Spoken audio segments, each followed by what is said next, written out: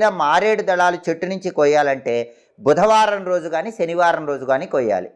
సోమ, మంగళ, శుక్ర ఈ వారాల్లో మారేడు దళాలు ఎట్టి పరిస్థితుల్లో కొయ్యకూడదు. అలాగే ఆరుద్ర నక్షత్రం ఉన్న రోజు కూడా మారేడు దళం కొయ్యకూడదు. అశౌచంలో కూడా మారేడు దళం కొయ్యకూడదు. ఎవరికైనా మైల ఉందనుకోండి, మైలలో కూడా మారేడు దళం కొయ్యకూడదు. సంక్రమణ జరిగిన రోజు, సూర్యుడు ఒక రాశిలో నుంచి ఇంకొక రాశిలోకి మారే రోజుని సంక్రమణం అంటారు. ఆ సంక్రమణం జరిగిన రోజు కూడా మారేడు దళం కొయ్యకూడదు.